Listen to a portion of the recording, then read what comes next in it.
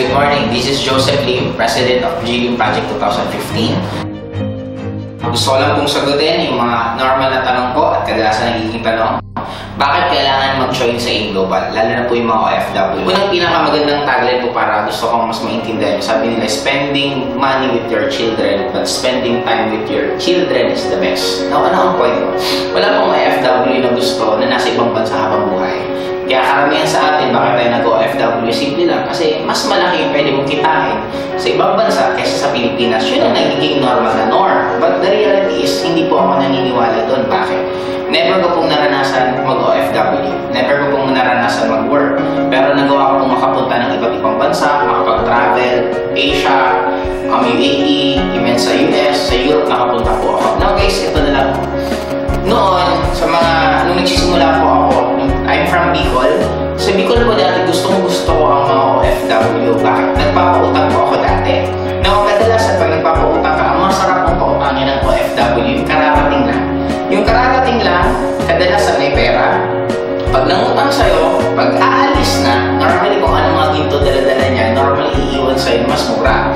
Now, first of all, gusto ko pong intindihan nyo na ang OFW, you're always thinking na ang ginto is asset. Ang lupa is asset. Now, para hindi na po kayo maguluhan ng asset, nagpapasok ng pera, ang liabilities naglalabas ng pera. In short, kahit bumili ka ng ginto, kung bili mo 100, tapos nung binenta mo 50, hindi po siya asset. Ang tawag pa rin po dyan is liabilities. Now, wala pong OFW na gusto magtrabaho habang buhay. Pinakapangarap nyo simple lang, makaipon, magtayo ng negosyo sa Pilipinas, and after nun, tuloy-tuloy na. But again, ano ang negosyo ang itatayo mo? Ang nagiging problema karamihan, hindi mo kayang i-handle kasi nagtatrabaho ka sa ibang bansa, ibibigay mo yung pera sa mga kamag-anak mo, yung kamag-anak mo minsan hindi rin marunong mag-handle. Ano nangyari? Mag-aaway pa kayo. Now, napakaganda po. Bakit? Meron na po ngayon AIM Global. Ang AIM Global is already more than 10 years na po dito sa Philippines. Ang dami na po nilang natulungan ng mga OFW na umuwi na mismo at nag-for good. Kung bibigay ko ng sample, ang dami po sa Hong Kong, mga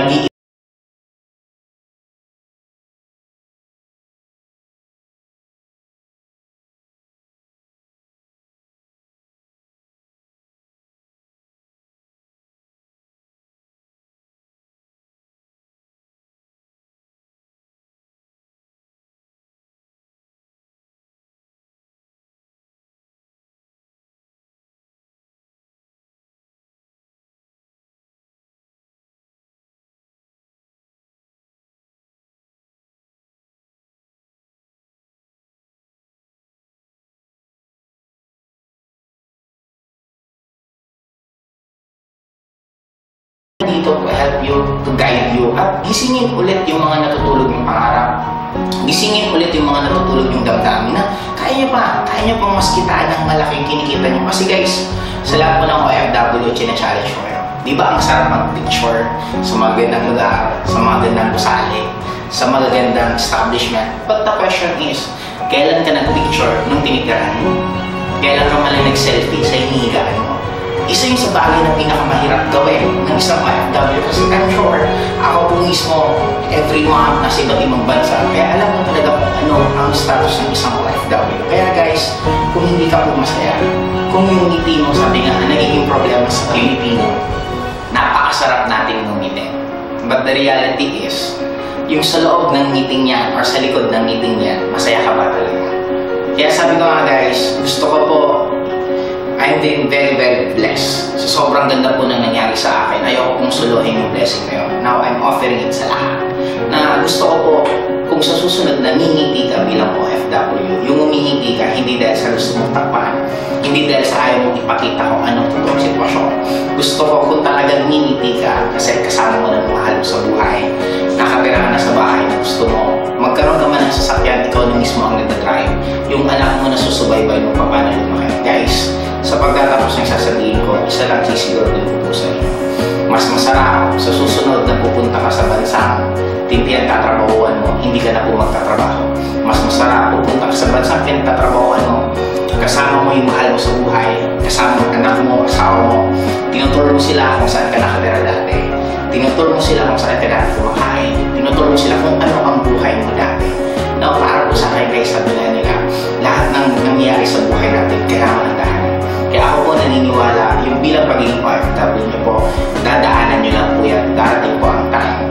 Kayo na rin po ang mag-motivate sa mga ibang OFW para bigyan ulit sila ng chance, bigyan ulit sila ng hope na pwede mo naman po silang kumita ng sobrang laki kahit nasa Pilipinas lang po sila. Kaya guys, para po sa akin, sa lahat po ng makakapanood ng video to, kailangan nyo lang po pasalamatan yung mga estudyante po ng JLIM Project kasi nandito po kami ngayon ng JLIM Project. Binuo po namin itong system na to para po mas makatulong sa lahat po ng gustong mag-networking para mas maging madali, mas maging systematic at lalo na po para sa mga OFW.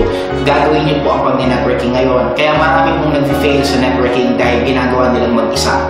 Pero ngayon, napaka-minimal lang po or halos wala nang mangyaring failures kasi nandito na po kami ngayon. Ang JLIM Project po binuo para tulungan po namin kayo para mas mapadali, mas mapabilis at lalong-lalo na gustong-gusto po namin kayo makasama kumuha. Kaya guys, para po sa akin, this is Joseph Lim, your president sa JLIM Project 2015. Happy networking!